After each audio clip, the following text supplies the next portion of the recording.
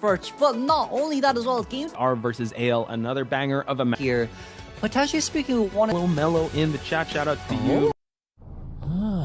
FT versus GH. Let your voices be heard, chat. This is not the finals. This is just to qualify for the finals of this day. Momoka on this QS. We talked about this before, Kuro. Audience effect, right? He really needs to be able to get his chase going before the Cypher rush continues. Yeah, but we see here as well, it seems like Momoka's just going to take it a little bit more chill on the early game. We have seen a lot of this during the games as well with QS, where a lot of the early game is more focused on map control rather than getting that first down. We want to wait until Blink is ready before we get the hit, as Kuga here instant next chase. Nice vault over, as he does have knee-jerk reflex to pull away from the first cue ball. Okay, and like you said, he is a very territorial hunter, just wants to make sure he knows the lay of the land here, and he's just dropping down his cue balls just to see who is the best possible chase, forcing out a pocket watch already, and it just seems like, yeah, the survivors are pretty spread out. He's controlling that center side of this map. Will he actually commit to Adi's chase? It seems like he will be. 60 stacks instantly there. We're just going to take the laceration straight to the face here, it seems. But what I really like about what Momoka has done here is 2 Cypher machines locked, and then finally, when Blink is ready, going after Adi. If we can do a nice follow-up Blink here and instant cue ball capture, I'd say Momoka's downtime would be quite significantly fast, especially for a Qist as well. Wow, just able to jiggle peek that corner, and just like that, just making sure he's going to establish that distance. Forced to go into cue ball form. Let's see what Adi's route is going to be. Pre-drop that pallet will do, but Blink is already going to be in effect, as you called it. Let's see if that capture will be in effect. Okay, here comes Momoka once again. We did not actually close the connection there just yet, as we still do have one more ball an hour left in our hands to use. Momoka trying to dodge a very beautiful dodger, as Adi will be forced down. However, one Cypher machine is done, meanwhile the other 2 at 50% progress. We're currently 2 out of 8 cue balls here, but I do think we can lock their Cypher machines one more time. Seems like Kua and Mimi Blue Cypher machine might just be pushed back here yet again. Yeah, kind of a checkmate scenario there on ID's side, but a beautiful kite nonetheless. It was just really that sidestep that changed things. I believe they had a captured cue ball towards the end there, but Momoka just a step ahead. So now the rescue attempt by Mini Blue, just going to take a regular hit. Now let's see the route he's going to take. Momoka still has to be able to secure his first survivor down, and that's going to be Adi. Oh, we do have cue ball there ready, but Adi's just gonna vault down here just in case we decide to cue ball capture. Here we go. That's the first one, but unfortunately speaking, will not land. We don't have Blink here left to use anymore, but tries to go for the capture, but it just was a tiny bit off. And right now, 90-something stacks. Can we get hit past? We didn't. Just about enough here with 100 stacks of laceration. Adi barely survives that onslaught. Yeah, so still trying to kite as long as he can, but has to just rely on real estate, Kuro. So might be a bit tough here, but Cypher's looking quite healthy considering that Momoka has been attacking the Cyphers along with the chase, and we're going to get the hit through the window. At least the good news here is Momoka, still the survivors are missing 1 Cypher machine here, right? You see as well, in the middle, there is that first officer on aeroplane is trying to rush down the very last Cypher, just so they can still, potentially speaking, guarantee a tie up against this hunter. But even so, playing 4 meta characters, especially in round 1, when they could be in bans in round 2 and round 3 onwards, getting a tie game is not what FT wants. I'm just liking also how they knew that they were going to chase after the archer first, because they all have tide turners. Second tide turner spent. They still have one on the meteorologist side. We're going to get a capture, unfortunately, onto Adi's side. So good prediction on him. He was going to vault. Gets the last effort. We're going to buy a little more time, just moving Momoka away. But as we speak, the last Cypher is already in progress. But this is the death chair of Adi. Yeah, we see dungeon here as well at this corner of the map. So it's corner dungeon here from the side of FT, which could be a potential corner dungeon jump if we do have a nicer setup. However, once again, you see survivors here. Both our officer and aeroplane is healing themselves as soon as we can, but we barely just started here, so we have to pick and choose between one. It seems like we decided to go for the arrow here first, but instead for Momoka, Cypher lock matters way more as Shadow already rotates out. Yeah, Shadow's gonna have to be the one to take this endgame kite here as they scramble to open up another backup Cypher. It's still actually it's working already, but he was able to actually get a mini abnormal onto that Cypher, now down to 41. So this is the beauty of QS. He can keep attacking different Cyphers and just moving around a huge map like Chinatown. We are able to spot out Kuga here. Kuga, only one without borrowed time here on this team hub. However, hover ready, 2 jetpacks left on hand. Can this capture go through it? Whoa. It didn't. Nice reflection there from the side of our aeroplanist. But even so, here comes Onslaught once again. We got the capture here on time and no jetpack left to use. As the other Cypher maybe at 63, but Blink is still ready for endgame. And the catch-up here is going to be insanely fast. Yeah, and you called it, right? That no borrowed time here. Blink down, that's all right, because they do have one tide turner on Shadow's side. So I'd say job well done on Kuga's side, just prolonging it, because this last Cypher is about to be primed, but Momoka can still attack these Cyphers. Yeah, we see as well the cue ball here will kind of deplete in 11 seconds. So in around 10 to 11 seconds, we can push it back by another 30%. So this does buy time for Titan to run out from the side of Momoka. However, the question is, do we realize which Cypher machine it is Momoka? We're currently looking at it right now, 4 out of 8 cue balls, but it just seems like we want to preserve it. Yeah, it seems like just going to try to force if anyone is going to go for the rescue here. Bit of a defensive play, but Shadow is already on the case as they assistantly go for the Cypher push. Momoka is going to try to prolong it, but now rescue is on. We do have Tighter in effect. He needs to move on away here, able to actually get the 99, but will they actually pop? I'm not too sure whether or not Momoka locked that Cypher machine, but we did try to go for a wind pushback here. Instant cue ball capture. Can we get it sometime? Kuga, what a capture. With no items left on hand to use, Kuga will go down as no one's at the exit gate. That's going to be a second chair here for Aeroplanist. But with only 2 out of 8 cue balls, there is still a chance that Survivors can manage to get a tie. However, we're barely at the other exit gate, as we can see here. Oh, wait a second. Mini Blue coming in. It's instant elimination here. Can the cue ball come out, or are we okay? No, we're just pocket watching here instantly. Just one sort of a slight life source here for us, but then Shadow instant next chase.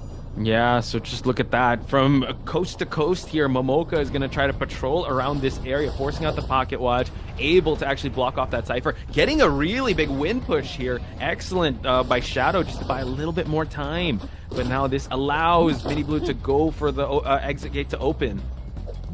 But I do think from Momoka's point of view, this is generally speaking the best case scenario. Winning with a Qist, especially up against 4 meta characters, is insanely well done from his point of view here as well, right? Shadow's just trying to buy a tiny bit more time. Barely any items left here, as Mini Blue, yes, is able to get out, but this puts GH at such a great advantage. 4 meta characters gone instantly from round 1. Yeah, considering the cards that they were dealt, right? I'm finding that exactly, but Goatman wanting that smoke, squaring up against the Archer. Hopefully he's able to get it, but no, it seems like going for Meteorologist Godje. Again, he did bring that excitement. But let's see how long this is going to last, because Godje needs to contain for as long as he can for that Explorer to really come online. And guys, this is Godje we're talking about. Hunter Godje on a Meteorologist. But no one here actually having Flywheel does hurt quite a lot. Push back here first, but we want to try to break the cage, but unfortunately speaking, pushback just was not enough. Zinyan, the strategy is good. You want to chase after the one who was initially the last Hunter player of this team, but even so, can Godje preserve? This is a real good question here, as we won't be able to go past that area. We did manage to teleport over to his other side, and so much this is boss. That was good. I was actually getting quite nervous. That first hit did register before the first 30 seconds of this game. We're going to force him to build that resentment, but Godje still sticking to this area. Resentment is already online. Hopefully he can kite this one out. Already has another gust of wind here to try and push and propel him away. Nice. That was very close for comfort. I thought that would hit Godje there.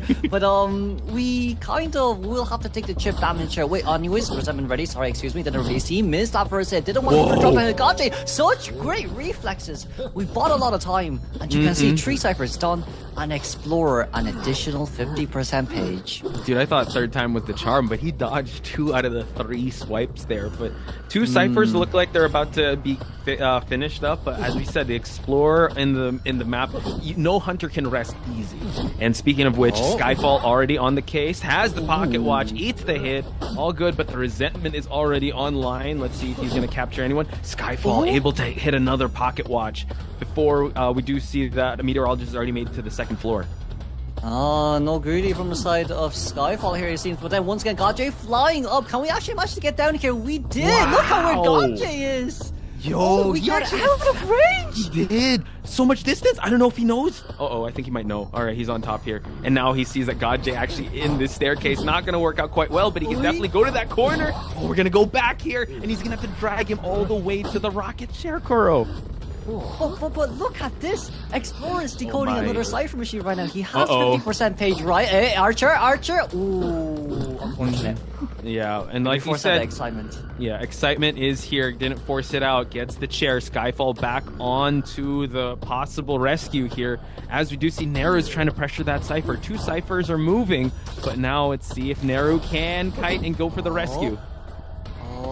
Waiting, mind games. We're trying to stack up this one as much as we can, but honestly speaking, Neru's rescue is good enough here. It's just Meteorologist does not have any inside, but we are still outside of the cage for now. Godjay, very nicely done. No hit down. Wow! Look at this support. Once again, another backslash here from our side to use as well, trying to body block here as much as we can. But once again, the vault comes over as the chip damage comes through. But let's not forget, first officer Cypher Machine currently at 70%. It's so tight. Oh my god. Neru now just waiting, trying to body block, but still unable to. We haven't forced out the excitement on Zinyan just yet. And Meteorologist dying to save for his life. Not gonna force it out just yet. Still has trump card. And it seems like the last Cypher's already primed Kuro. Oh, wait a second. We could potentially speaking pop here. Wow. Officer already at the gate. We're going to be at the gate right now as we teleport over. Oh, nice instant down. We barely got that. He did. So excellent stuff. But now you got to play out an endgame Goatman who has not swapped his trait just yet or used this trait at all. Little Boy is actually here just feeding a bit of tinnitus. And now it's the first officer that has to take this detention kite. He is going to rock that pocket watch. Zinyan might actually be stuck here. He does already use that teleport, and that exit gate is stuck at 40%. They're waiting for the right time to actually push for it. 110 stacks right now. Godjay. Oh, the side not Godjay. Skyfall a bit unfortunate. We dropped down at the same time, but the other exit gate already at 60%, and ensure being a little bit further away. This should be enough for the survivors to fully get the gate open here. Currently at 90% right now. Can we get a double cages out here faster? First cage a little bit too slow, unfortunately speaking here, as the 2 survivors. What a beautiful tie game from the side of GH. Yes, and especially crew spawning right here, but Godjay. Ladies and gentlemen, we start game 2 first half here instantly as Zinyan did decide to play it out with a patroller Qist here. So we're going to go upstairs here first, but Godjay already has left the vicinity. Zinyan, don't know where Godjay is as we're heading towards Neru. Yeah, look at the lower left side of the screen. He's already out of dodge. So now you're kind of forced to chase first stop Neru, and Neru definitely wants that smoke. Godjay, I mean, hiding is the best strategy. Neru has access here. He's gonna try to go for the... Oh, wow! Able to get the second push right on time. Wow, that was quite scary there, because if we got that hit here, especially after first failed jetpack, it would have been quite detrimental. But Patroller here being dropped down pretty early on as well. Neru, a very long Padawan game to play around with, but we will have to take the bite. But even so, I feel like from Zinyan's point of view, even if you do get the hit here and the cue ball capture, there is still a lot of items. And there you go, Neru already on his way out. We get the grab here, but it doesn't matter. Should be able to get on towards the tram on time. Zinyan did not get up. Oh no! But it's alright, he's the Qist, he's able to actually make those connections happen. He's gonna just play the mind game here, wait for the drop down to happen. Patroller bite is no longer in effect, able to actually move on through, but now jetpack, tries to go for the drop down here, but we already have the capture. Nice cutting out the real estate here, in Zinyan just downing Neru. I think Neru got a bit greedy there with his final jetpack. Could have taken a hit and rotate back towards 2-story to prolong the containment, but even so, not that it matters here as much. You see survivors decoding progress as well. It is not 3 cipher machines done here, so it allows Zinyan a really big room for containment with map control. But also at the same time, no audience effect from survivors, so this is going to hurt them quite a lot. Could be. So Skyfall trying to play the mind game, putting out smoke here just for him to go for that rescue. Gets that hit. We have the tide turner in effect. 2 ciphers have already popped. One still at 83%. And like you said, Little Boy is going to try to cheer on Neru with no items. Oh, Neru dodged that first one. But unfortunately speaking, still gets captured at the same time. But not matters here as much as he will finally go down with Cubus here at max present. But with 3 cipher machines done, I do think it is kind of a road to tie game. Unless GH kind of makes a mistake mid-game. Because we see here, right, 2 survivors without borrow time. Except for that cheerleader. That's true. And considering that this next rescue, if they're going to go for it, it's going to be a little tough with no tide turner and no items to work with. But we do have the escapologist here just for him to actually move him outside the two-story building here for Zinyan to camp outside for Little Boy to possibly pressure for a rescue. But Patroller is already on the ground here. We did get a bite on towards the Little Boy, but if this is the case, we can instantly change targets then for Skyfall, as we do see Cheerleader so far away. Skyfall trying to hide away from this area, but let's not forget Blue Sticker on the ground, meaning that it's very easy for Zinyan to actually find him. Skyfall rotating towards Gawkaish. He's able to get towards such a great containment area, and even Patroller is gone. So the rebound kite, the second containment, should be quite easy for our survivors. Let's see here, able to drop that smoke. Let's see the mind games being played out as the last Cypher is already past the 10% mark. GH, Skyfall tried to make it towards that pallet, but unfortunately wasn't able to get there in time. But I think it's okay, right? Because it is still Foul Lady decoding the last Cypher machine with accelerated decoding. Not only that as well, Escapologist can share switch if he wants to, but I do think we want to save it just in case we get it towards the chair, as Zinyan going towards the Power Lady right now. Okay, Fair Lady already in visible form here. It seems like Zinyan is going to commit. Note that two of the characters here do not have borrowed time, as you pointed out. So let's see how they're going to play out this endgame, because Zinyan doing really well, just pressuring the survivors for them not to focus on decoding. Barely missed a hit there. We did manage to get a heal on towards Escapologist, so at least we have a lifeline here. This is the biggest issue when it comes to playing QS, right? It's the fact that you change target, but when they heal up, it's still 2 hits trying to get them down. Wow. Inertia, nice fall by Gaji. Ooh, not a terror shock, thankfully. Yeah, the attack recovery was really quick here. Gaji now moving on to the other side here, because that cue ball capture was there. Forced out the cane just to make sure that he has this next kite going on. And like you pointed out, there is no borrowed time on Gaji's side, so he will be falling down. And there will be no Cypher Pop to help him out, but doing a good job, man. His jukes are on point ever since game 1. Wow, Gaji, the mind game king right now. We're still trying to play mind games up though against this area, but a charge attack hit will guarantee the down on Pharaoh. But you know what? Her invisibility was cancelled out there, and the other Cypher already at 70%. With Cheerleader coming into rescue for this one, we should at least guarantee a nice end game. But Zinyan being so close towards this gate as well. I do feel like if our... Oh, wait, we struggled? Huh? Wait, Coaster's upstairs? Oh my god, you're right. No has a pallet. He's gonna try to get a boost. Oh my god, and he's gonna go to the Coaster to capture those. Zinyan able to pick up the pieces here. Gonna go for a charged up attack. But yeah, that was too close for comfort. Exegate is already being worked on the other side. And no teleport to work with, but let's see, it's gonna be a foot race towards that exit. But like you said, it might be a tied game here. Wow, with Pharaoh Lady struggling free. That's a max struggle for our Lady. We try to bring it all the way over here. The other gate is open. And not only that as well, there comes Escapologist already on his way out. Cheerleader cheering here for that additional movement speed boost for endgame as well. But it just seems like for Zinyan, not enough cue balls here to catch up. Yes, we might be able to link that, but GH, what a tie. That was... But Ivy gets quite hard count situations. And we're going to see tournament point versus survival point here for GH versus FT. Momoka trying to get more than a tie, as well as the survivors trying to just change the tides of the situation here. It seems like Adi gonna get infected right away, and the chase continues past this bridge area towards the 2-story. Momoka's going to be looking towards that Phantom to Cypher Lock as much as we can here, but Adi's still having to be careful. He did get 61 stacks here, so this just means it allows Momoka to blink open an instant leech for our follow-up hit, which is most likely just going to be a 70-second containment. That could be pretty rough on FT's side. We're going to get the ethereal form back online here as Adi tries to transition towards another area. Gets a bit of a spray, unable to get it. We're still stuck at 63%, so Adi doing an amazing job thus far.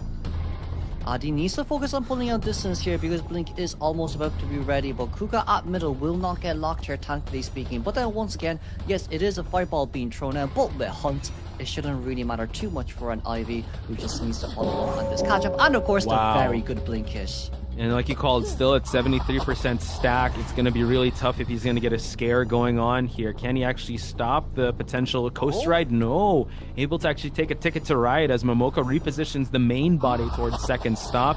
Already chases back the ethereal form. unable to actually come across here and has to drop down to just get that scare onto Adi. Adi, ooh, that's a nice dodge, but unfortunately speaking, still within the Ostracon range when you vaulted over that. But it is still a 100-second containment time, and we didn't really lock Cypher Machines that much. So from the side of FT, this does look like a guaranteed tie game as for the time being. Yeah, this could switch any which way, either Hunter or Survivor side. But excellent job on Adi's side, not interrupting any ciphers. Momoka had a hard time actually trying to get a lock on any of these ciphers, and they're slowly starting to pop already before he was able to get any scares onto that fire investigator. As we see Shadow already on the case here for the rescue. Shadow does get locked here, but as long as we don't get Terror Shock, it's fine. We do see, ooh, nice instant no damage rescue as the hit does register on Cheerleader. We are max presence now, so just by bringing the Turtle form back, and as long as we teleport towards Acrobat here nicely, his rebound containment, I think, is going to be fully nullified. Let's see, he's trying to just patrol around the area, taking the main body towards that corner area outside of 10th. Adi again knows he's the sacrificial lamb, just has to pull away from any ciphers that are decoding. So FT doing a great job here. Insolence is already taking to effect. We have full presence Ivy. Okay, Adi still holding on towards that ball. But the moment we get Leash here, teleport on. Ooh, 69 stacks, just about enough. But we're trying to dodge this one, Adi. A bit unfortunate, a bit hard to dodge there as well. But even so, we've already started the last two Cypher Machines. And Mercenary, with that final last tie turner, I would say this should be enough to guarantee some wash of a, 3-man endgame with the Cypher Machines already being at 30% plus. True. Excellent stuff so far on FT's side, just to push for that 3-man endgame. We're going to get a leech onto Shadow here at the 2-story area. Mini Blue is already pressuring for that rescue. And we're going to see if Momoka is going to try to multitask here just to be able to pressure a Cypher and also pressure this rescue from happening. He's just going to allow it to happen as he already allowed the rescue to happen. He still has the main body on the 2-story area, but we move on over here. Excellent jump on Adi's side.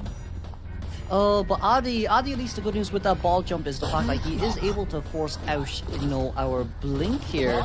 But once again, can we get the body block? What a nice body block from Mini Blue.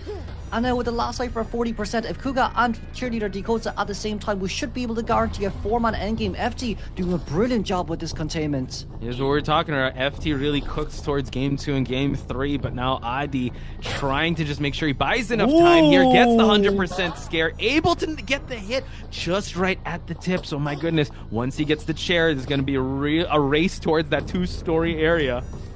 Oh, but here comes the issue, Posh. Everyone's at that Cypher Machine right now. They're really trying to rush it with no one currently now at the exit gate. Yes, Blink may have been forced open, but even so, Fire Investigator trying to get his airbag back here with Cheerleader being now nearby. Can't really leech on towards her because of that movement speed boost, but here we go. Teleport straight onto his Cheerleader, 55 stacks, and she's just going to pull away from 95. The gate to guarantee the escape. Okay, we see the ethereal form trying to patrol around this area, but yeah, Shadow, might have to be the one to kind of pull him away from this exit gate. Already still chasing both targets here. Kuga now able to actually put a balloon there just so we can transition away, and Cheerleader still sitting at 97% stack.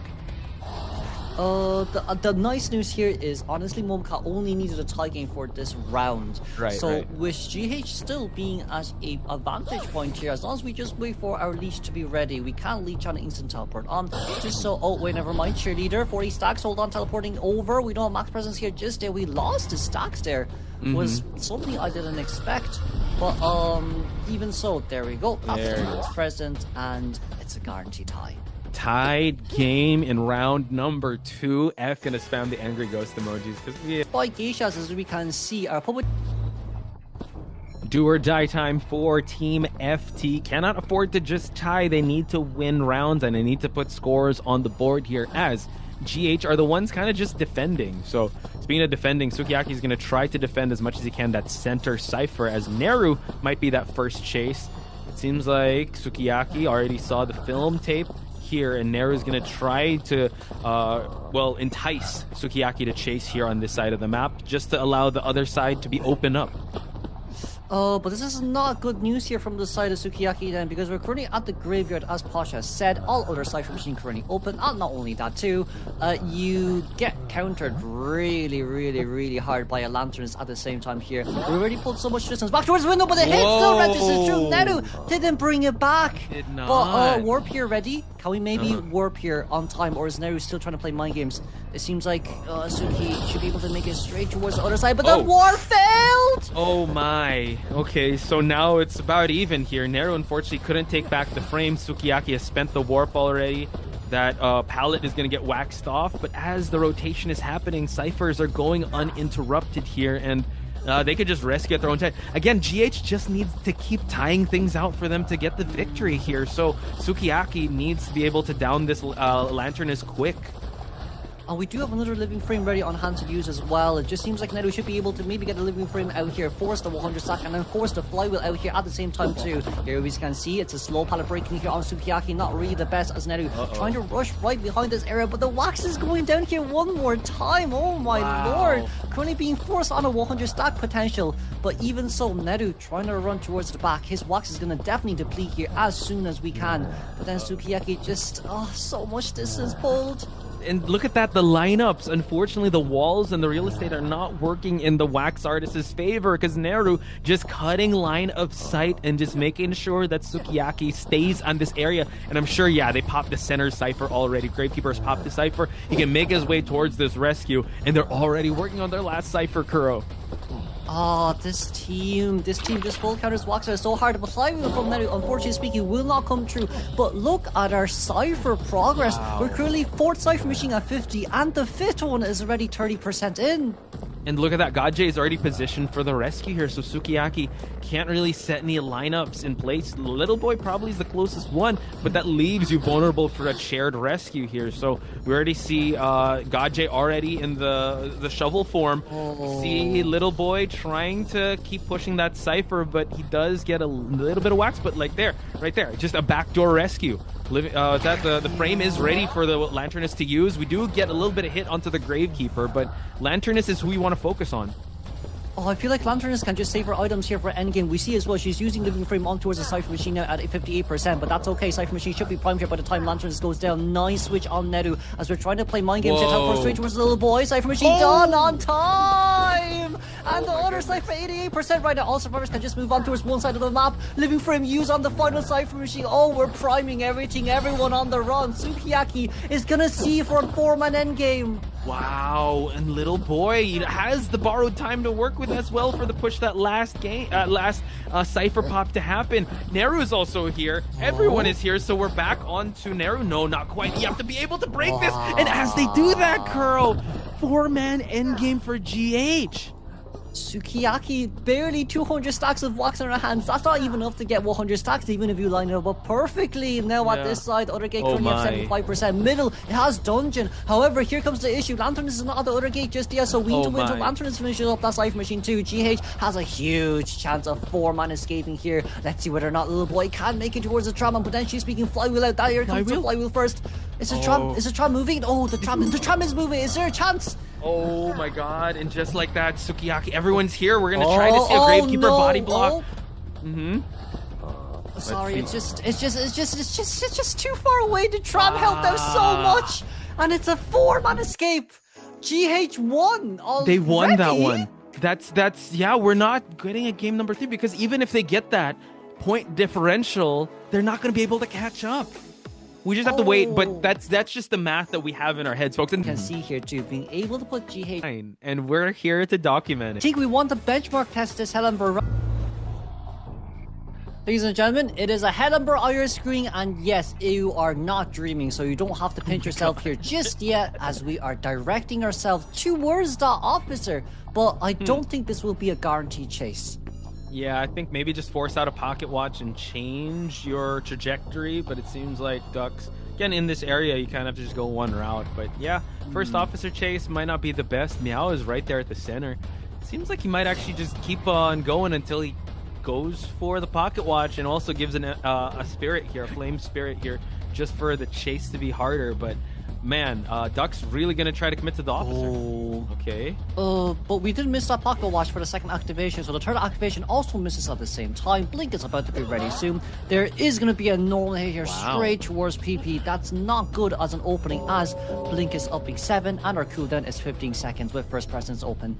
All we gotta do is just let him cook, guys. Able to actually close the distance a little bit, forced to actually go towards this area.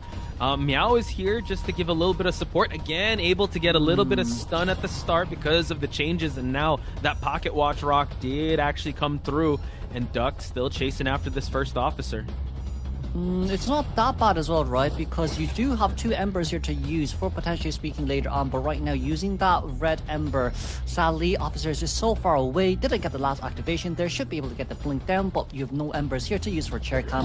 I would say for Hellenberg, this is a huge disadvantage for him. All good, but I mean, it's looking kind of solid on the side of the survivors when it comes to decoding here. They have 3 of their ciphers done. They also have tide turners to work with on the side of the magician and the puppeteer. It seems like the rotations are going to be in place already, but Ducks, I'd say solid start thus far. Unfortunately, Officer does not have any additional items, but once again, good news is he does sit on chair for 36 seconds for each rotation here as well. As we are going to be able to finish up the 3 cipher machines with blink here available left to use. Definitely no rebound containment will be available. However, I don't think we want to rescue. Yeah, it seems like they just want to keep him in this area as they work on that last cipher, really maximizing that chair time, as you pointed out here. So Duck's kind of a sitting duck here, just trying to find the best possible rotation, but sees the scratch marks on the floor. So it seems like Yuki, I don't know if she's going to try to make a hard press towards that rescue. So it seems like we're still going to sit here, and the cipher progress is going to, the last cipher is going to sit at 29%. One thing I don't disagree with the survivors is if we aren't going to rescue, I think just having Puppeteer to give Tinnitus is enough. Enchantress shouldn't be focused on her way in here. Leaving would be the best option, as right now Puppeteer also can slowly make his way out too. But once again, you just see Meowpie kind of rotating around there. Could definitely go to her shack to decode that cipher machine, but I'm not too sure what the decision making here is, as here comes out the doll. Hello, my friend. Enchantress is our best chase.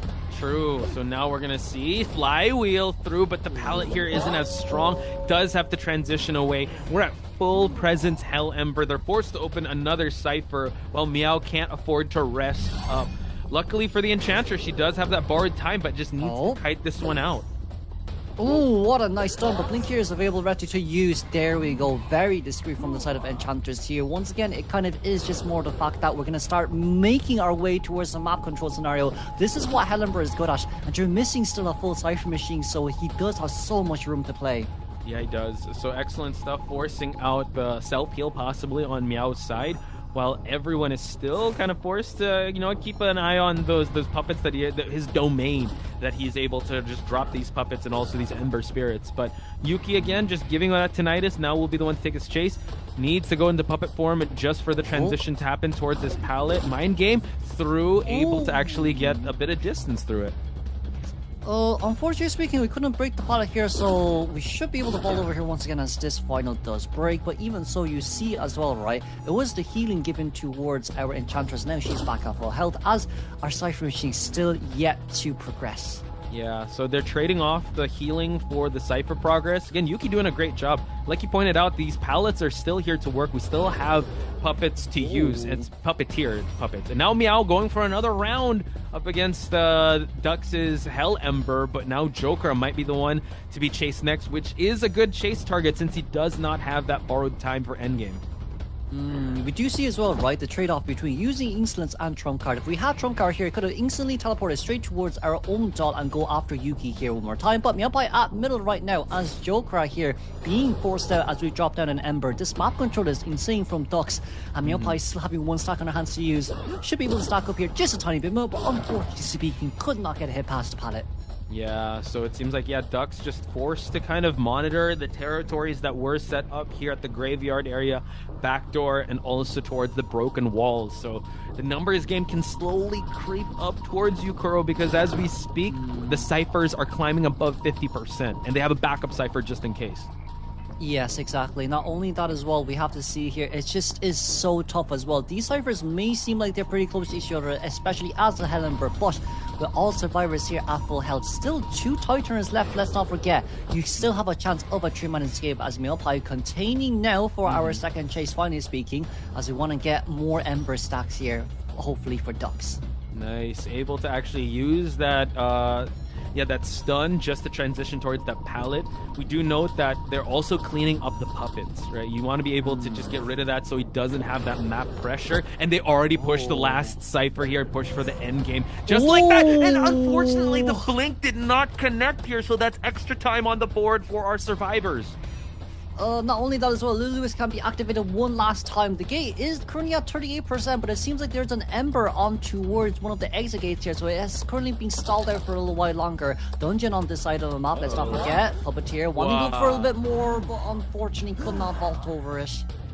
Okay, going very aggressive here, trying to actually go for the end game here, and now gets it open in time, but hang on, able to get a stack onto him, but this allows Lewis to actually heal up. Not only that as well, we could possibly speaking even crawl towards the exit gate right now. I'm trying to buy a little bit more time. One stack of Ember on our hands to, sorry, not Ember, stacks on our hands to use. We flywheel here as well. So just one single stack and flywheel out towards the gate. Ember should not be able to catch up here on time as Magician got out here at the same time too. We're able to teleport back just on time. Yuki, she got up and she's making towards Dungeon. It's a tree, man! Guarantee tie has to come true, it seems. Yeah. See this area selection mode here as well, right? A 1-win lead. As we see here as well, the screen is a little bit choppy from our side, but if you look at the bottom, oh no, we're back here to normal. Oh, we're never back to mind, us. We're back here to us. Ah, look at that. Look at us. Okay, I don't wonder if he locked in any ciphers, but he did start at the middle, and he is on the way to the broken walled area. As you pointed out, Kuro, he can have a really good cipher lock if he can, but I think this just allows the survivors to make the rotations, but they have to be very careful to not get caught out here. Seems like we won't be able to see Immortal here. Unfortunately, speaking, the Magician. Oh, no, never mind. We do see the Magician. It's tied to the Magician here, so quite hard when it comes to trying to contain for an even longer time. But Heshin here, seems like we're changing targets towards Gardener. Kishi, the only one with that shield. But even with the shield, if only does burst, as we have 9 seconds until blink. Yeah, so it seems like he will be chasing towards here at the back area. This allows the ciphers to kind of be moved along towards the middle, but we know that Conquist can set up cue balls, and now the blink hit. At least it's not a blink down. He was able to get that first presence, so let's see how he's able to close the distance here against Kishi. Kishi manages to get towards the window, thankfully speaking, but another cue ball here from the side of Hushin. Ooh, didn't get the capture there, but even so, we should get a normal hit down without too much worries, as 2 out of 8 cue balls left and a 90-second containment. Yeah, and Hushin just needs to work on getting that tight game. Doesn't necessarily have to overextend himself, but with how the QS can prolong the end game from happening, this could be a tough side on the survivors, so they're forced to go for this rescue. Luckily, they have some tide turners on the board with Immortal and Asto. Exactly, but not only that as well, we see here, right? First rescue. We don't really know who wants to come in here just yet, but it should be Officer on his way in. Here, no, it's going to be Immortal here. Instead, never mind, we did see Enchantress in by possibly trying to give support, but seems like everyone's just going to retreat for now. Yeah, it seems like Hushin just tunneling this one survivor just to, just play it safe, right? The other survivors are kind of scrambling here. We do see Lucian here. The Enchantress to possibly get some stacks going on. Back into ball form. Let's see if he can try to harass away the Enchantress. Oh, and Fly will use it early. Oh, that's non-pallet stun, but now we can just go back. Instead, Hushin wants to look for a tiny bit more here. First, Enchantress back so much as we only need to get on towards cue ball just so we can go back straight towards Garner, as Ench does not have that movement speed to catch up. Able to actually get through that window, and now we actually go towards the chair here, and I think this is actually really great on Hushin's side, just being a bit aggressive, just to not be able to make the Enchantress too comfortable, like has to go for a heal, and this promotes more healing than Cypher rushing. So yeah, Hushin just really sitting on this lead, so just I'd say it's kind of calculated with how he's approaching this, just making sure Gardner is out, and he really puts the mid game in his favor. But now favor is highly on the side of Hushin because everyone is currently injured, so cue ball capture was able to still takes his son, unfortunately. Yeah, unfortunate. Able to actually get the shield, but the cue ball capture was there, and that just recovered the entire attack recovery, and now Kishin's going to be sent out of the game, and it's going to be looking quite strong towards the mid game because Kuro, Cypher progress, not looking quite good. And not only that as well, Inertia currently on an 8-second buff here. If we heal the 9-second buff, because if we heal the next survivor, it should be down to 7 seconds. But right now, everyone currently scrambling around Cushion, trying to see which Cypher machines he should go for. But once again, it's just a pushback here without audience effect. Hurts so much from the side of our survivors. It really does, because you're really playing to the strengths of this Hunter, building up that presence at the start, map control as well, and you're still, I think, a slave to where the Cyphers are located, because you can't really pop that much for you to be able to pressure any of the environment and any of the numbers game to work in your favor. Now Hushin just has a lock on the center of this map. It's going to be really hard for them to try and push for any of this to happen. We do see force out Blink here just for Immortal to be chased out of the church area. The good news here is Enchantress was healing most of these survivors, so 3 stacks on hand to use. A very beautiful wand there being used just to dodge that cue ball capture one last time. As now we should get captured here, beautifully done by Hishin with that mind game, as Magician, unfortunately speaking, does not have the hand speed to counter dash. Quite unfortunate, but we do note that Enchantress does have that 4-stack going on. Unfortunately, she does not have a Tide Turner to try to... They've already exhausted all their Tide Turners, right? So now it's only a matter of time. Hushin just has to sit on this lead for him to get the victory. That's a 4-stack. But it's all good because he's able to actually find him so far off that the rotation is not going to be in time. He's still going to be able to catch up here. So smooth from Hishin as well with that drop down, as Magician does get rescued while he remains invisible. But even so, charge that hit, will it go through? No, Immortal, beautiful patient. Capture here one more time, back to invisibility as trying to double check where Magician is. Oh my. It's just not enough. Yeah, just out in the open even, and just that cue ball capture is just so strong because it nullifies an entire kiting area and just guarantees it down. So Harshan just really playing with the QS toolkit so well. I mean, that was I'd say the 4-stack really worked out well, but now he can just he has to be able to just find a way to just sit on this, and he could be looking at a 5-point game.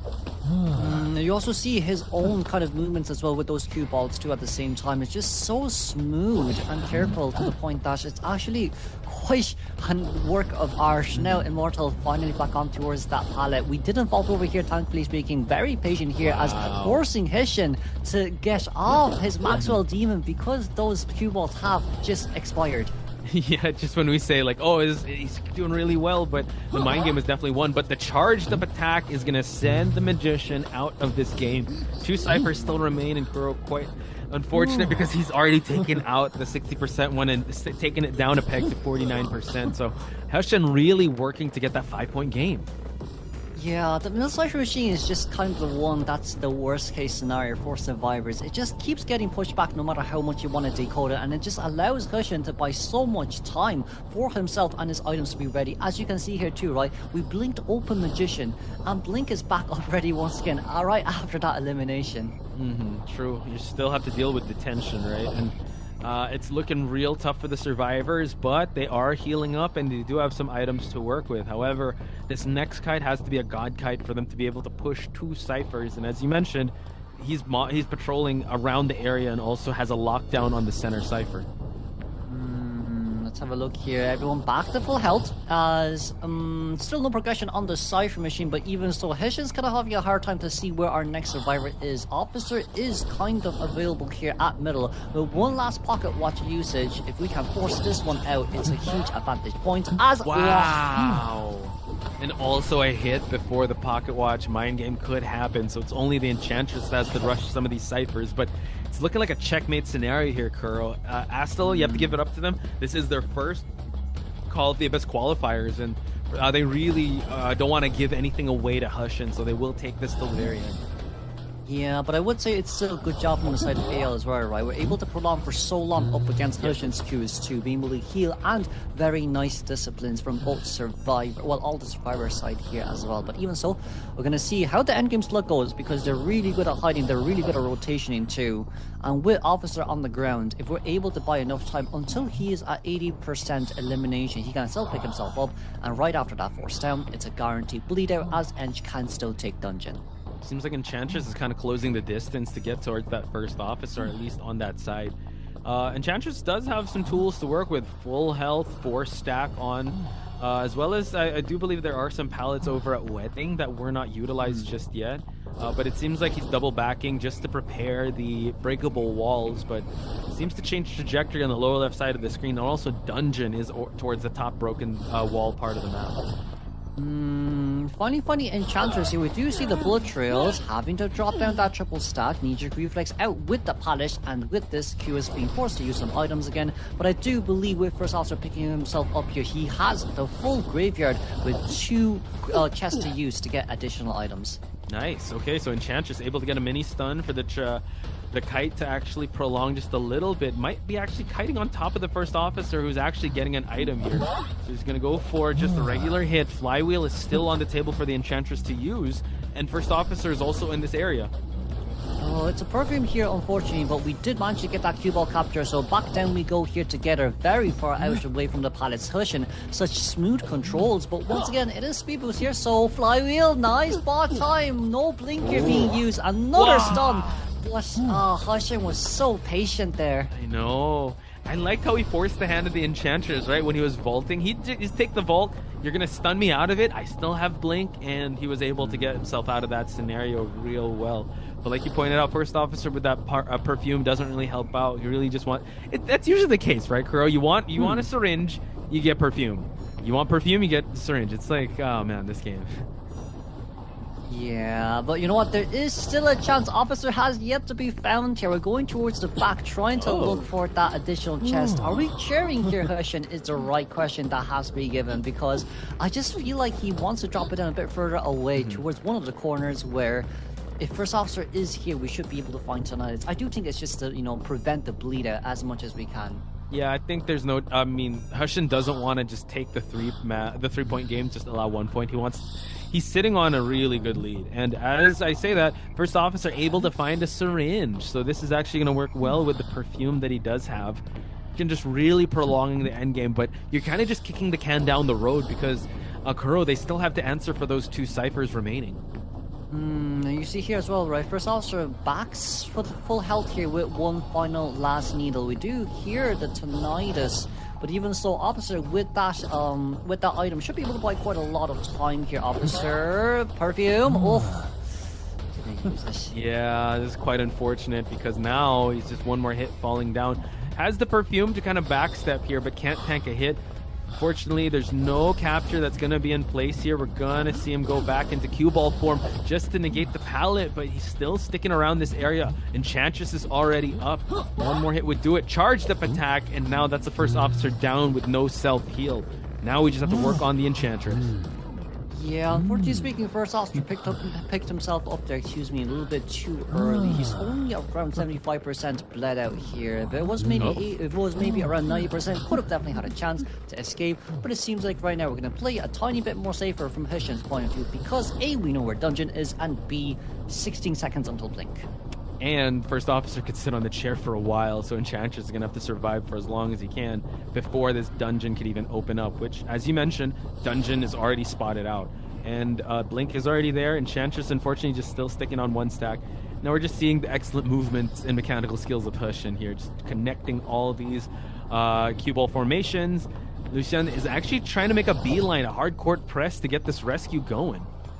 Oh, if this is an after half rescue, I think it'll be better from the side of survivors. If this is after half, then we can't share. But before half, I think from AL they didn't realize this. But yeah, with it being after half, if we get the First Officer hit down, we can't share him, and we also can't bleed him out at the same time too. So it's a lose-lose scenario here for Hisham. But now going after our Enchantress, who is not bled out enough as Officer, we see him trying to rush that final cipher. Well, 4th cipher, excuse me. Yeah, so now, going for an early flywheel just to get through the pallet, and Hushin able to catch the survivor. Leapin. Enchantress is actually about to bleed out towards that dungeon area. Astel trying to find another item. You gotta give it up to AL. They are fighting tooth and nail. What is gonna be the item? Unfortunately, I think that's a gardener's... Oh, no, sorry, opening it up. It's another syringe. This could work out. Oh, we're walking, trying to hide, but I think we should be outside of Tonaida's range here. Hushin might have realized that this survivor is at the back, as Astel here, First Officer, really trying his best to heal, but I think Hushin is able to find him here just about on time, and there we go. Try to attack it with the blink wall up as he does bleed out. Did bring Tide Turner here. I don't... Here, Hushin having the ability... face the wrath of Hushin's opera singer. Not wasting any time, already patrolling around the center of this map. Shadow dancing his way just so that he can catch up to this prospector that had already latched on one of the magnets, but gets the hit and it cancels out! Kuro! What the hell? That was a 20-second down!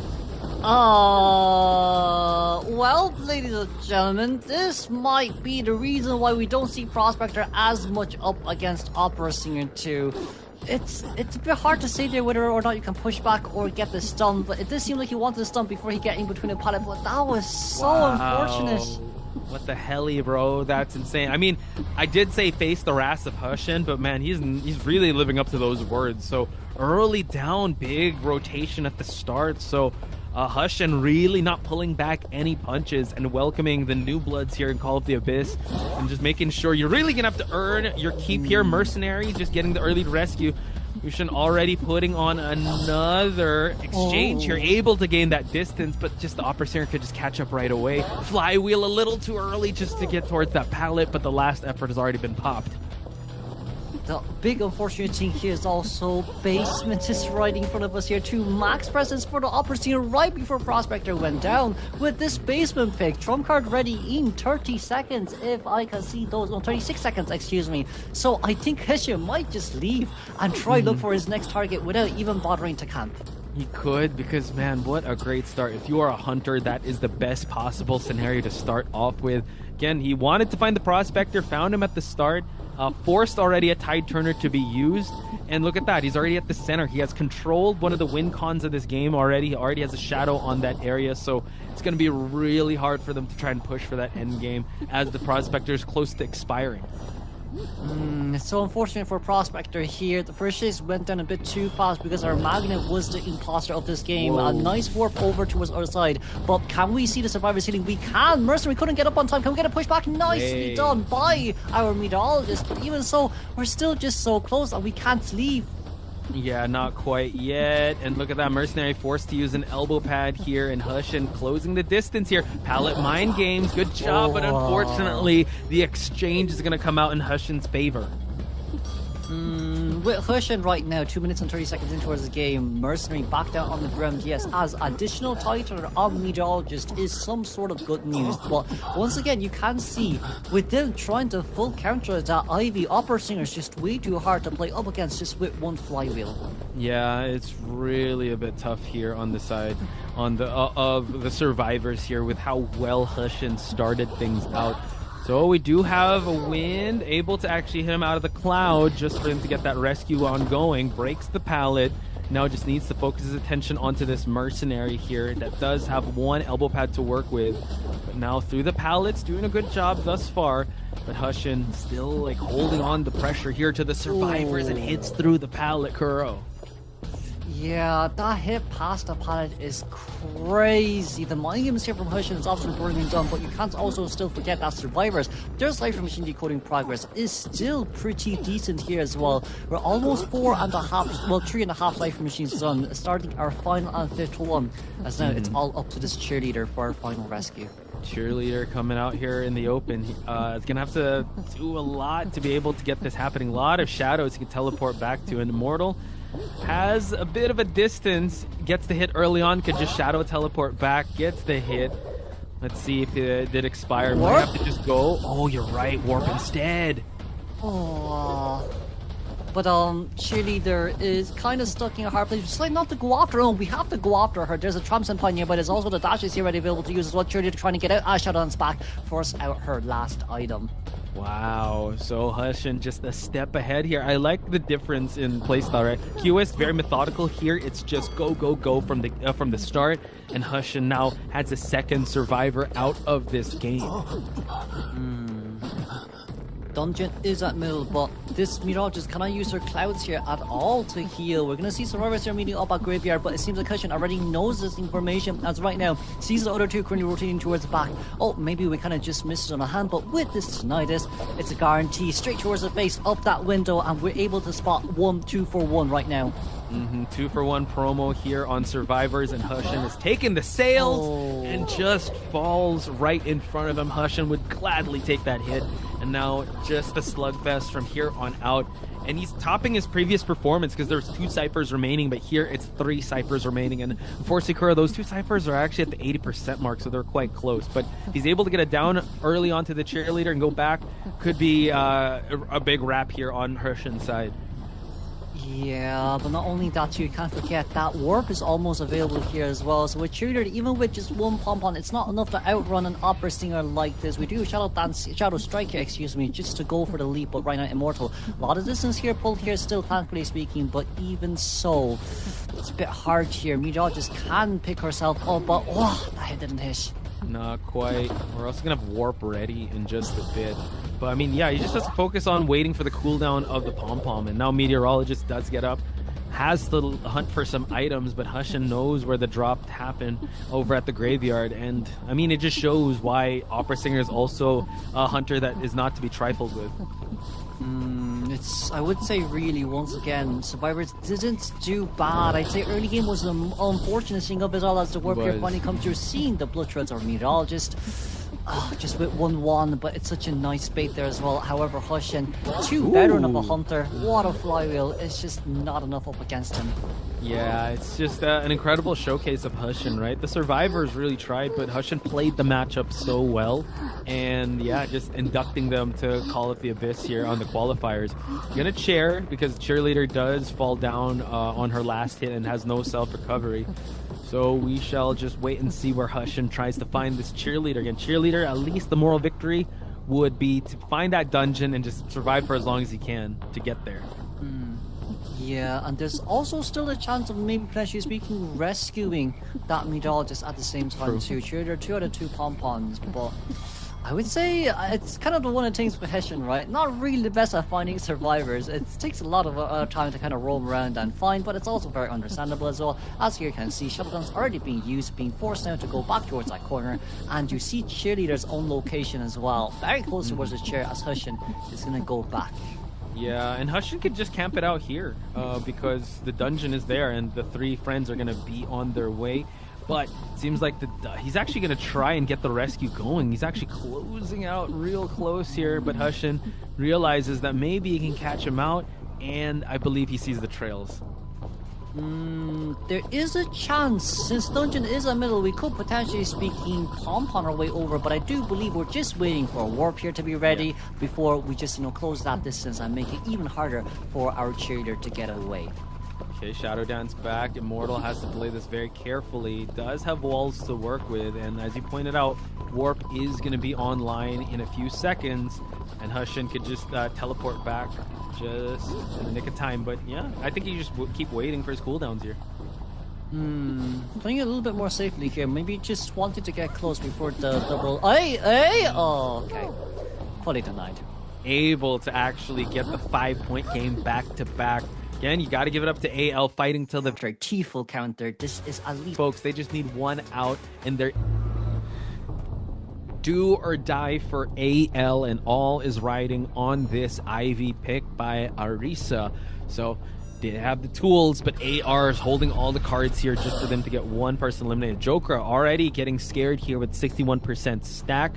Just going to make sure he just transitions away and just safeguards the center area just so that he'll be able to have that Cypher control. Umpire is kind of standing stationary as we are waiting for Dash Cypher to be unlocked here, as yes, the Weeping Clan will be able to pull out, but even so, doesn't seem like we've any thoughts here to go towards Teeth. Yeah, so Weeping Clown still at the corner area. We're going to get an Ostracon area over at the top part of this map, while the attention is going to be grabbed by Joker. A Meteorologist has already got rid of the stack. And yeah, AR Survivor's doing really well, just making the numbers game go in their advantage. And Joker understands the assignment, gets scared, but the pallet, it's still going to be fine though. Can he get out in time? He gets the rocket dash. What a flywheel to create distance, and then Rocket put away. We can leech on here one more time, but the issue is the fact that your down is going to be even longer than 100 seconds. The leech and blink can be a good follow-up, but even so, Joker are trying to get away. We're able to get so much stacks here. This might be bad, but 47, we can blink open and revelation, and then potentially we can get a second hit ASAP. Drew gets a 91 stack. He's actually in this area, but the pallet is actually going to be the mind game here. But like you pointed out, the blink is going to register. I'd say it was actually a good start for Jokra and got a little bit of ciphers going on and just prolonged that down for as much as he could. However, we're still in the thick of it, Kuro. Can't call it yet. Exactly. We're now currently charting near towards Meteorologist as going towards Gravekeeper Cypher Machine trying to lock it as he does make his way in here first as well. Now, T finishing off his Cypher Machine first when it was initially locked simply just states he was the only one not rotating around, so it only does make sense as Yuki has to take the final blow, even though, yes, we do still have that tightener, so it's overall not the worst. Still all good. Leached onto Yuki. And the Tide Turner does take Joker away, has one more Rocket Dash to work with. He's going to move on over towards the cemetery, the graveyard side. See if he will get a spray onto this Gravekeeper before he, this clown before he gets onto the window. Able to get through it, so this is all good. Opening up a big chunk of the map, bro. Oh, just on time as well, Posh, for that max presence to be open. We did manage to get Weeping Clown down on time, but if we see the Cypher Machine... The game a little more, at least that's down. But now, back to the game we go. It is going to be the second chair for our Weeping Clown. Survivors here, we do see Gravekeeper on his way in here for the next rescue. The Leech doesn't matter as much as he does have 2 out of 2 shovels, but for Arisa, potentially speaking, when you get the lock on towards Survivors, bring the shadows back and go out and start map controlling, because we don't have max presence here just yet. What's a little scary is that they don't have their last Cypher, and just like that, we do have the Thief to get hit here. It has to be very careful, can't get too corrupted here. This does allow the rescue to happen, so they don't have a backup Cypher, that's what I meant. They do have their last Cypher, but it's right at the center of this map, so it's going to be tough if they really try to push that, and that Rocket Dash might come in through, gets the flywheel just to create that separation. But unfortunately speaking, Weeping Clown can't use Rocket. Hey, we used it just to go for the stun. That's a brilliant move there, because if we try to pull distance out, it'll just be easily cancelled by that revelation from Ivy. But nice scare here once again. We got the 100 stack, and that's a beautiful hit down, even with Teeth trying to support. Wow, they're really trying to push this 97% Cypher. Meow is going to be chased out of this area. We do get a hit onto the Gravekeeper. It's going to be kind of tough because this is the last Cypher that they can kind of push for. And now it just seems like there's so much the tombstones here just for them to even try and think about pushing the Cypher that's sitting at that 97% mark. We don't want to really pop the Cypher Machine at middle because it's the scariest one of them all, but it just seems like we're kind of left with no choice here at all, as Teef currently getting healed by that Clouds. But if you do change targets towards the Teef, that's not a good idea here too at the same time, just because if you knock him down, he's still going to get up with 80 stacks available on hand to use here as well. But all survivors have quite a decent amount of items here to use, as right now new Cypher being decoded by Meteorologist. I like this. They're opening up another Cypher just to gain the attention away from that center, just to pull away and get those cooldowns to be able to be used here to just camp it out. Because like you said, yeah, the center Cypher is too hot. They cannot touch this. PP might get chased, but he does have a great shovel to work with. So I'd say, Arisa getting the next down onto the Meteorologist. They go for that pop though, so 3-man endgame, Kuro. It just felt like one of the kind of, if only Ivy's attack animation was a bit faster, then potentially speaking could have leached on towards Teef in that scenario. But Teef will have to take the blunt of the blade, as he will go down with no one at the gate here just yet. We've seen how Dux did try to get more out of the gate, but he's going to go for a chair here. We're going to pressure a rescue. We're going to get the Phantom form to try and go for Yuki from opening that gate, and it's going to possibly get there in time at 69%, but we're still going to pressure a rescue on PP side. Again, they just need one person out the gate, and the gate is about to be open. No, we teleport through a detention hit onto Yuki. This allows the Thief to just go for that rescue, but time. It just seems like right now we might be able to get this. Oh, no, not just yet. Teef goes down here, unfortunately. Yeah, so now it just seems like everyone is down. So can we get more out of the gate? Yuki trying to use up the self-heal, but Arisa going back here just to make sure. Watch out for that tram. We have to be very careful. And now we just get the pickup going. Gravekeeper is it's the only man standing. Thief still has the self-heal to work with, but it's still gonna be quite the way here, Kuro. And I just feel like PP might just force himself out here. We do have the gate at 94% right now, so if he can't just get out, that might not be a bad idea. We're teleporting back towards Steve as GK. We're going to go for the rescue here one more time. Wow. Okay. It does come true, but you still have the leech on this side, so maybe it's time to kind of separate as Gravekeeper. Oh, just barely got into shovel on time. Yeah, and now able to actually force attack recovery. So now going to pressure the rescue onto Thief's side. But like you pointed out, that was a very timed shovel. They're really playing with fire here. No one's actually attempting to go for that gate. I do think there's a tombstone there, but you can most likely just touch the gate and it's going to open. Goes back there, and now PP is vulnerable. Gets the hit, but no more detention.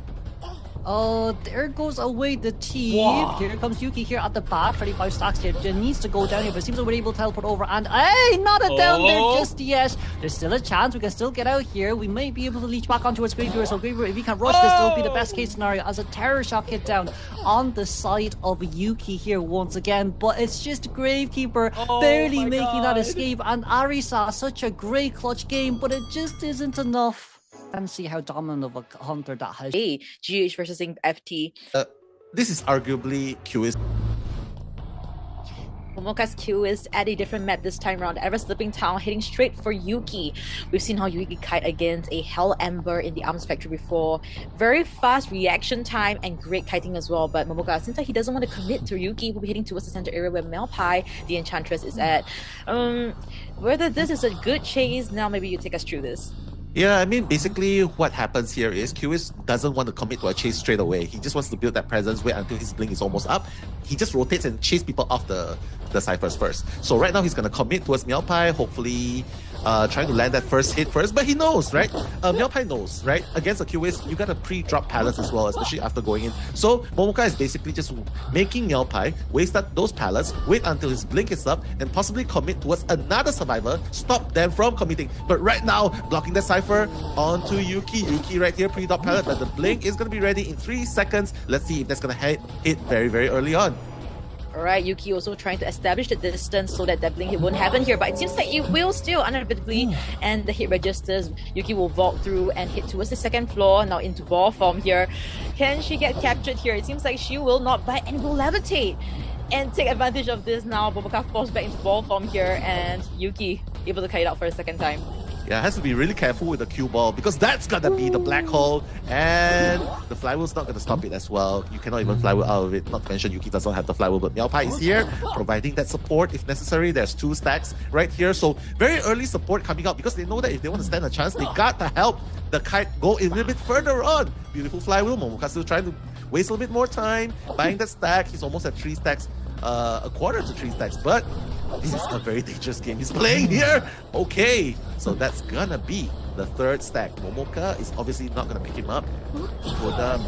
Alright, the burst stack, but he's still inside. Yeah, you cannot really kite out of it.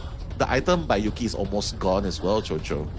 Yeah, a lot of usage of the bottles there. So currently at this point in time, Yuki's second kite potential will not be very great. But let's see if the team commits for this rescue here. We do see Enchantress sending the help me, which means that a healing will happen with PP and Meowpai. Aeroplanes coming in for the rescue, seems like, and does have a Titana to work with, but let's see how successful it's gonna be. Yeah, triple Titaners, right? Just in order to just buy enough time, as much time as possible. But that's the thing. Successful rescue going on.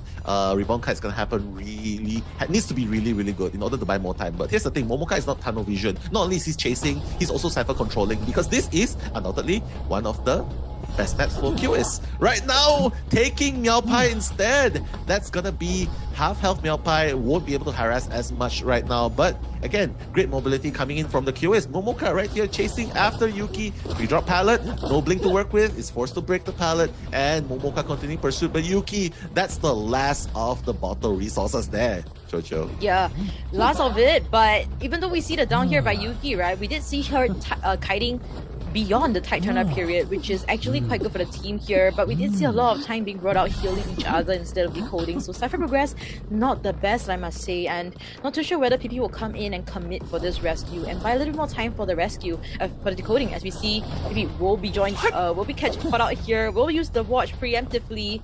Can he get safely towards the chair and come in for the rescue here? Things are going to look very tricky here for PP. Yeah, exactly. I mean, it's very good to be careful earlier on.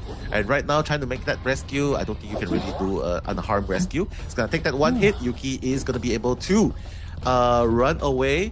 Asking for Meow Pai. So beautiful decision, allowing Meow Pai to be in the middle just in order to block at least. Yeah, you know what? Injure Meow Pai doesn't really matter. He's at 3 stacks right now. So Cho, the chase continues, but I feel like Meow Pai is just going to continue this trend of over-supporting right here. And with very good reason as well. But Yuki, a little bit too far. Needs to be really careful. Blink is up. The stun burst is going to happen right now. Yuki is trying to kite towards a safer area, but with a blink ready as well, I'm not sure if Yuki is going to have enough time. Oh, okay. Yeah, got captured by the ball there. Got captured by Momoka and will be sent back to the mana. Here we're seeing 3 survivors injured. Healing is ongoing between Jokra as well as Meow Pai. So at least one person will be full health. Maybe another if they are lucky enough and Momoka doesn't catch them. But looking at our ciphers now, the last cipher is also being worked on. I'm not too sure how long the second kite is going to be here, especially against a Blink Qist. That's true, that's true. But honestly, I feel like they are holding up their own pretty well, you know what I mean? But unfortunately, with that blink still ready, PP is gonna go down. I would give him the benefit of the doubt and say that he did not use his watch because he wants to prepare for late game. I would give him that benefit of doubt. Because if he uses it up now, maybe, you know, he wouldn't be able to kite late game. But it's really okay because Meow Pai on rescuing duty right now. They're going to start a new cipher very far away, so they know the QS needs to be around the vicinity. The Thanatos has already been popped, right? So Meow Pai around this vicinity can probably just go for one rescue, but he's gonna go for that before half rescue. So I'm not sure if that's gonna allow him for a secondary rescue after that. Probably is gonna commit with a watch. But Momoka, again, see, not being tunnel vision, going straight for the cipher, just making sure he cuts, he does the cipher control, you know, and now chasing after Jokra, pushing him out of the cipher. This will allow both of them to heal, though. So AR is trying to play the long game, but Momoka is gonna come out advantageous because the survivors are going to run out of resources very soon. Yeah, and we're seeing that Jokra is kiting towards 2 of his teammates that's healing as well. Not too sure whether there was a comms issue coming in from there as well. As we see all of them just running like headless chickens away from the hunter. And things just cannot look more messy than this. As we see the last cipher not being worked on, they've decoded their 7th cipher. And a lot of progress have been pushed back because this is a QS we're talking about. As we see Jokra trying to decode, a lot of them are just running. Nothing is really happening. No healing, no decoding. What should be the focus point here for the survivors now? They should really start getting PP and finding that item first, right? Because right now Meow Pai is the only one that's healthy, but not for long because Momoka is trying to injure everyone. Because when everyone's injured, this is going to give the advantage significantly towards Momoka. And this is where the danger area comes in. He's controlling the middle part of the map. He can go anywhere he wants. He's the QS. Oh my goodness. And look, PP has no more item to work with. He can take the tram, however, so that's going to buy some more time for him. So good on him. But again, the threat of not having a last cipher is gonna pay off. Oh no. Wait, is that the cue ball? Oh, he got transported out! Choo-choo! My goodness, what a play coming in from Momoka. Just preventing additional time being wasted of the tram traveling towards the other side and getting that hit.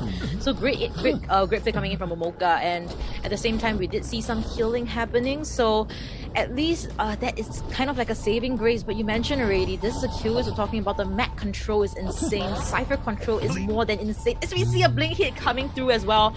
Jokra will be dying between the 3 ciphers here. Momoka will be chairing Jokra. So they're all taking turns onto the chair except for Meow Pai. Meow Pai is trying to push for that 55% cipher as PP is injured. Yeah, I mean, like, he's playing the long game. Look, the game is almost 10 minutes, right? He's just wasting all of the resources as much as possible. With the exception of Meow Pai, everyone's resources is running out. Jokra still has 2 jetpacks to work with, but he's on the chair right now. PP has to leave decoding duty and probably go for the rescue right here. But Momoka, look, he's just trying to make sure everyone's injured.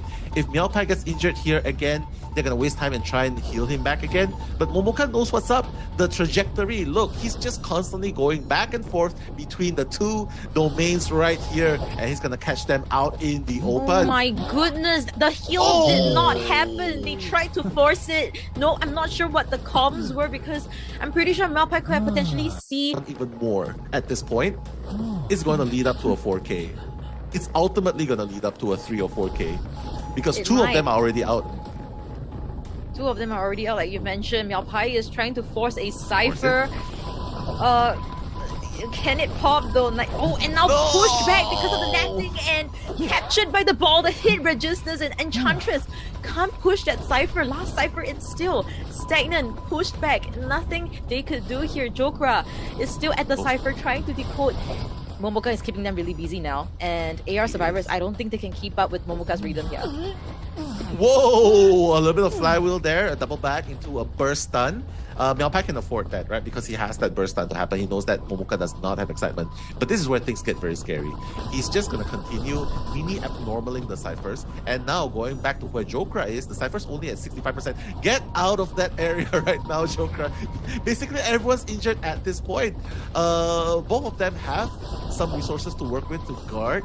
But at this point, he's just gonna keep mini abnormaling the Cyphers, Jojo. Yeah, the mini abnormaling is one thing, but him just having like three balls right like that, just able to get between these 2 Cyphers so easily, forcing them to be busy, whether you're gonna decode or not, pushing back Cyphers as well. As we see, Momoka will be committing to a Jokra. Joker forced to use the last jetpack here, unfortunately. As we see, Meowpai still trying to push that 80% Cypher.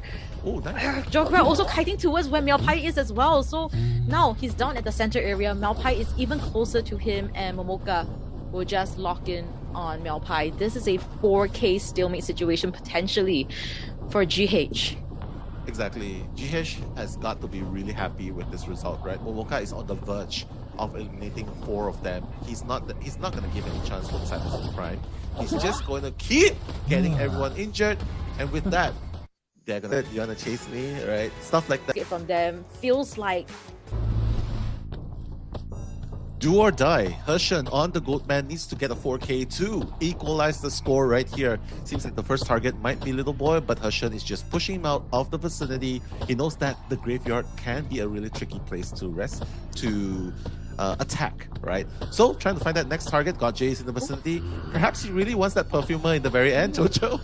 Yeah, even though it was a long distance, we ultimately did see his favorite target here. We've seen Hunters trying to capitalize on God J here, but did they really get what they want here? I see the perfume being expanded here, really forcing the Hunter to give her the hit. Unfortunately, no hit was given. She was back with the perfume and she is safe.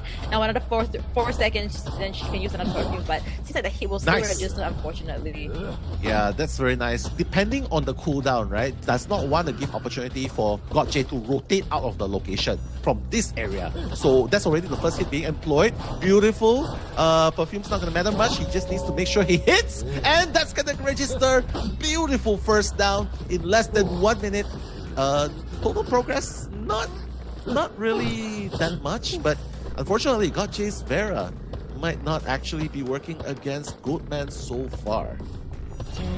I think GH start may be quite similar to how AR Survivors had in their first half. So let's see how they execute it here. As we see Skyfall doing so much mind games to the Hunter. The hit still registers, unfortunately. The rescue will be safe here. Let's see how Hershen will get the instant down onto God J. He manages to see which one is God J. And since the hit was still registered, Titana is in effect here. So it will buy some time for them to go. Yeah, at this point, you might be wondering, why did he just stand there and break the glass, right? Guys, that's because he knows that he's going to go down anywhere. Might as well just break the glass, use last effort, run further away from the other teammates into a very favorable position, so to speak, right? Oh my god! Beautiful flywheel by Neru right there! Sorry, the negate right there, but he's going to be hit at the same time. Hershen at 85 probably wants to just finish off the 100%. Neru probably shouldn't commit any more here. You do not want to have too many people injured at this point, but he's gonna try and buy a little bit more time. Let's see what's gonna happen here. Okay, go through. Oh my god, Wait. it's gonna position him. Wow, the archer coming through against the goatman. We can see how troublesome it is for Hushan to do. We saw how much time was being bought here as we look into the ciphers, guys. 3 full ciphers almost done. No. I feel like the advantage is at Hershen. Brilliant play, Jojo. Brilliant play. Bringing him towards that third cipher. Down there, stop. You see, like that's... And Daryl's injured. Archer's injured. Skyfall has chip damage. Little boy's coming in for the rescue. But look, the cipher's being controlled at the same time. So brilliant positioning right there by Hershen to continue. Got Jay with the last remaining rebound kite available. Let's see if that's gonna happen. Oh my goodness! Okay, got Jay vaulted successfully, able to use the perfume as well. Hits back. Nothing really could be done here as you see the tide turner would be still in effect. The hit registers, but Godjay survives for another day. The cage, unfortunately, the back lift was a little bit confusing for us as we see Hershen still able to land that hit regardless, but the resentment is so low right now. That's how you play a Goatman, ladies and gentlemen. This is the standards right here. Hershen showing the gold standards of Southeast Asia right here. And with that, Godjay is going to be the first survivor to be sent back to the manor. But it is far from over. GH survivors are still trying to push for that ciphers, but without the 5th cipher at all. And everyone with a chip damage, right? With the exception of Neru. This is going to be a hard... the second kite needs to be phenomenal in order to buy time until the last cipher being popped. Wow. Yeah, and the hit And the tip, right? registers. Yeah, at the very tip of that weapon that he's Skyfall! holding. Skyfall! Skyfall might potentially Oh my get a God! free hit here. Unfortunately, even though the watch was in use, we're seeing a big problem here as well. We're seeing the center cipher not being popped here. So this is something that Hershen is capitalizing on. This potentially could be the gateway for him to get that 4K and prevent a point difference for his team here. So Archer is decoding a 5th cipher here, but now all the ciphers are actually quite close to the end. Very close, but you have to remember everyone is just one hit away except for Archer, right? And now Skyfall's gonna fall. My god, that was so fast. The decision, the experience, the skill, the dexterity coming in, and now Skyfall will finally be on the chair. Little boy trying to finish it, but you gotta be careful. Look, Hershen knows exactly where everyone is. And normal to seal the deal. My goodness, putting the situation into a more dire one for the survivors as they can't even pop the center one. The other two is almost close to being done here as we see Naru will be coming in for the rescue. Does have 3 arrows to work with, so let's see if there's gonna be any of help here as we see little boy might be at the center. A little tricky there as we see Hershen a little bit lost, can't seem to find where little boy is. He will survive for a little while more, and the mind game at the pallet will help him survive as well. Hershen, can he get the hit at the end of the stick here? This is He all missed a little bit.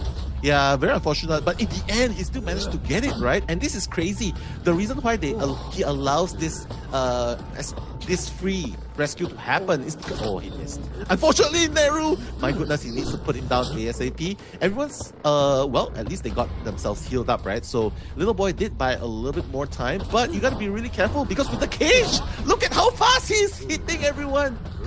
I don't know. By the time that everything's done, I think for the next 20 seconds, another abnormal is gonna happen. Hershen is really pushing the limits right here up against GH survivors.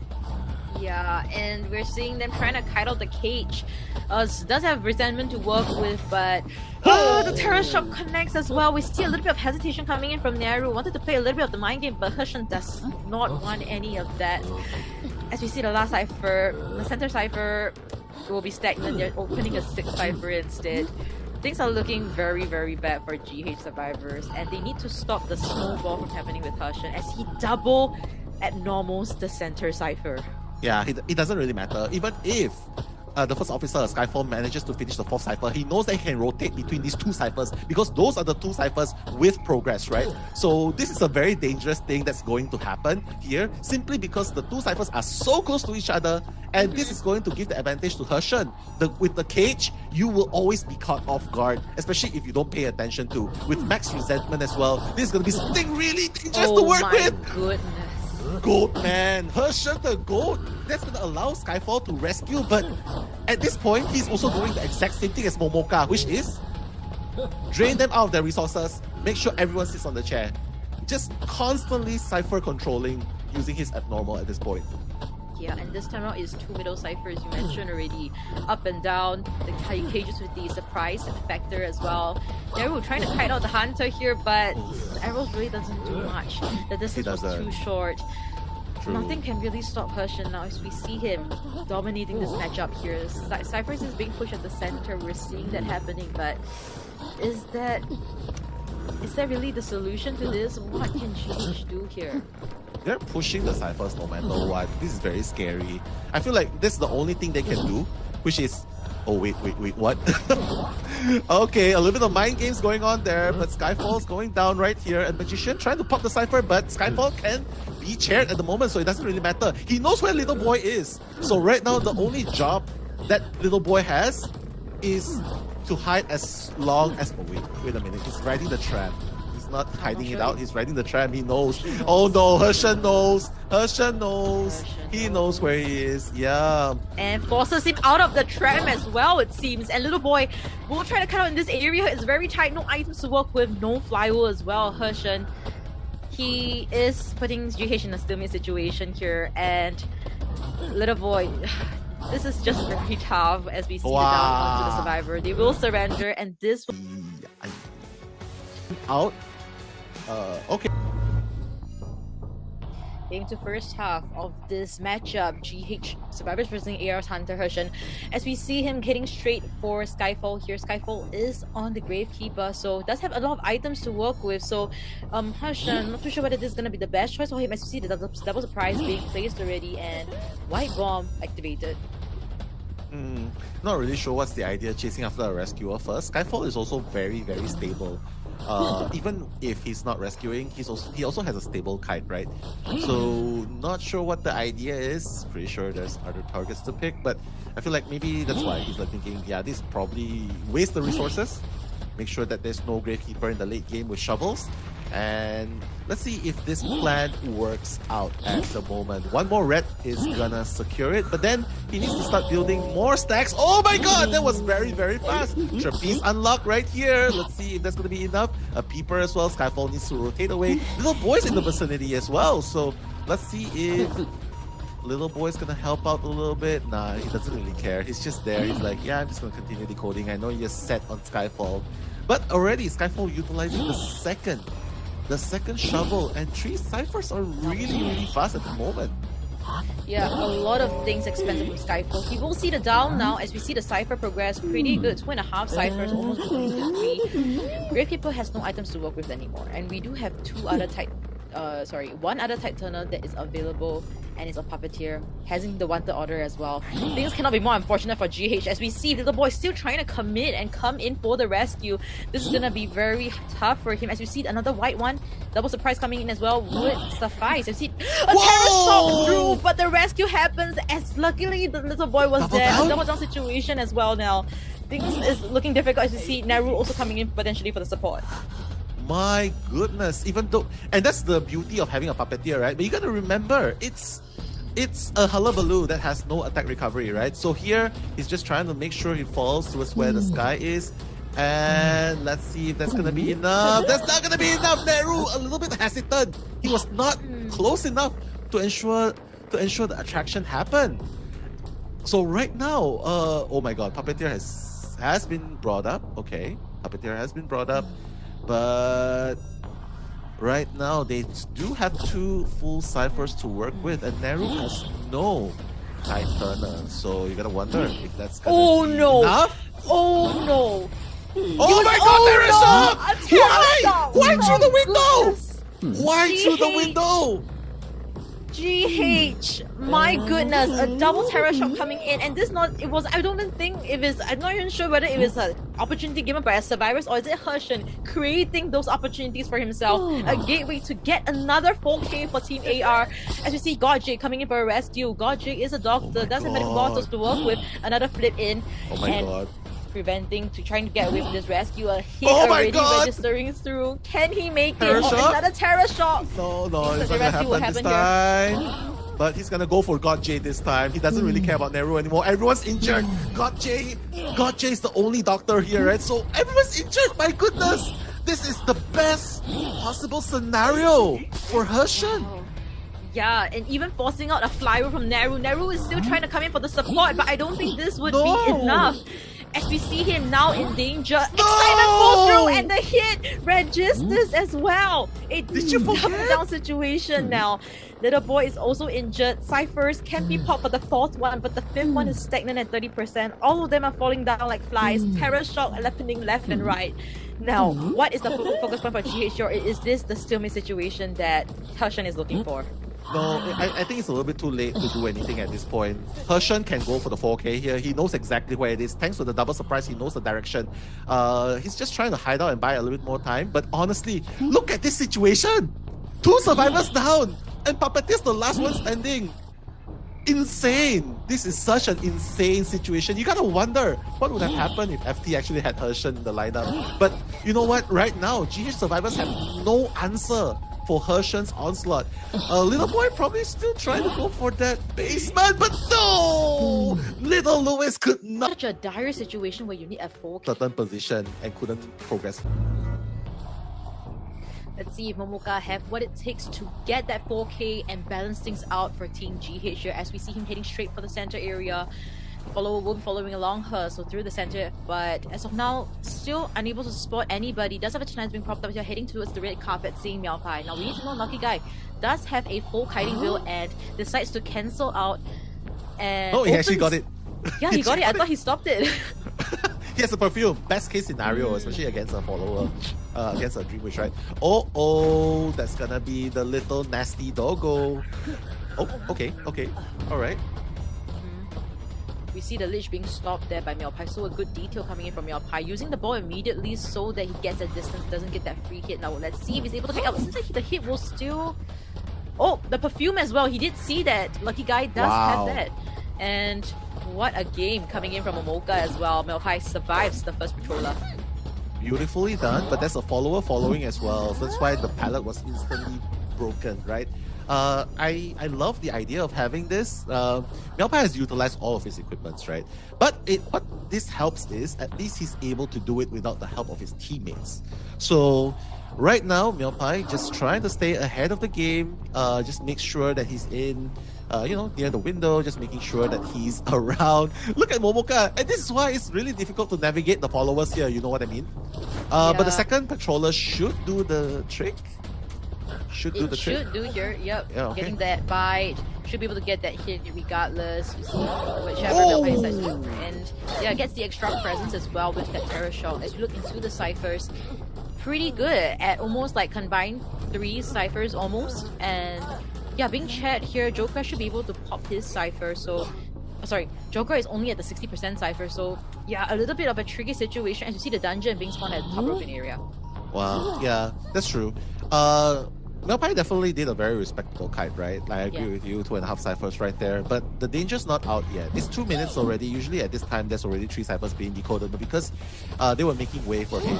Okay, 1 pad trying to come in for that rescue. Okay, Meowpai still has that leech following him. But no, he's gonna give that free hit. Joker's gonna give that free hit to Momoka. He's like, you know what? I'm gonna take that injury. I'm gonna decode. But I'm not sure if that's the best case scenario. Oh no! Wow, going for PP actually. He knows that the leeches are still up on Meowpai, so he doesn't really care. But right now, you gotta be really careful. Against the Dream Witch, you do not want too many survivors injured and leeched. Yeah, we're seeing Momoka actually doing a great job trying to map control and also trying to control all the where the ciphers are located, because if we look into the ciphers, I think he's trying to get all the ciphers to be at one side of the map, so it's easier for him to map control in the later parts of this round. So we're seeing ciphers being worked on. PP, somebody has come and rescue, which is Yuki. Yuki will be coming in. All of them are now injured, and a lot of leeches could be potentially very dangerous for the survivors. That's true. They did not really take the time to remove leeches nor heal, and it's very difficult, right? Especially since this map is kind of small, right? This map is really small, and Momoka is just constantly making sure that everyone's injured. And now the ciphers are finally coming to a stop. No one is able to. I mean, no one can decode. They gotta stop and heal up. And that's happening right now at the red carpet. Momoka, whether or not he knows this, well, he's still trying to move around, trying to find that next target. Yeah, as we see, Lucky Guy will be healed Blink. up. Mercenary will get that hit with that Lich, and Momoka is forced to use his main body to hit over there just to get that chair. As we see, the 4th Cypher is being worked on at 80% right now, and Coordinator Yuki is working on a 40% Cypher. So if things goes as planned, we should be seeing a 4-man endgame situation. Yeah, I mean, this is definitely a very good situation, right, in order to play for the late game. But Momoka is still very dangerous on that Dream Wish, especially. The good news is, although they have 2 of the survivors at half health, 1 survivor going to be cheered very soon, there's only 1 Leech right now. And the Leech is still on cooldown. So Momoka's gotta make sure he spreads the Leech followers a little bit further, keep 1 nearby just to help stuff the rescue that comes. But at the end of the day, yeah, that's the problem. You gotta wait until you can leash another person. Otherwise, look, the 4th Cypher is already at 75%. The 6th Cypher is already at 50%. So remember, guys, they only need 1 survivor out. Yeah, 1 survivor is their goal here for this round. As we see, the last Cypher on standstill. All Cyphers on standstill right now. All of them are injured. We're seeing another item being used by the Acrobat. But luckily enough, at least a lot of them still have items for late game. So things are still not too bad. They're trying to find opportunities to delete, to heal each other. That's great. That's the kind of game that we should be seeing against the Dream Witch. Yuki trying to push one of that corner Cypher, but will she give the opportunity? Yeah, I feel like they have to play very careful. This is an opportunity for them to get 1 over GH, right? And Momoka is definitely feeling the pressure now. He's playing flawlessly, right? He's making sure everyone gets leeched, everyone's injured, and finally downing Jokra as well. But here's the problem as well. You gotta move towards where Jokra is. You gotta make sure your cooldown is off, leech him, then bring him back up. But during all that period of time, that's where the survivors can continue decoding or heal each other and the leech. Prime the leech as well. So this is definitely a race against time, right? AR versus GH. Momoka so far, you gotta remember, it's not fine with just a draw. It's not fine with a 3k. You gotta get a 4k. And right now it seems like the survivors are having a really strong time. Okay. Alright. Trying to go for the basement here, it seems. We'll get that hit, drop down hit. We'll get the basement, but this means that Cyphers are being really pushed. Right? Jojo, I don't think they can just sell. You know what I mean? They don't even have borrowed time. They don't have borrowed time. They can just sell. They can just pop and then make sure everyone's... Oh, wait. If they pop, they won't even be at full health. Well, they are at full health now, but they already popped. They have the idea. So they really don't care about the person chat at the basement. Because right now, he's the only person with the leech. Yeah, open both gates, and what can Momoka even do here, right? Not enough leeches to work with. So this is the right gameplay coming in from AR survivors. They will at least guarantee a 1 escape, so no surprises there. But if they're able to get more points here, that would be even better, so that coming into the in the BO3, things will look a little bit easier for them. So they already got it. 1 gate's already open. True. 1 gate's already open, so 1 escape get at least guaranteed. No, they're gonna try to go for the tie right or a three man. Doesn't have a football to work with, but Joker oh my god! Though. I think he can. I think he can. Oh my god! I think he can. There's a gun as well. Yuki has the gun. Yep. That's how you end this beautifully. Oh my god! A 3-man escape. See it as well. A 3-man escape against Momoka. Oh my goodness! AR very good peddler draw. Hushan really, he just needs.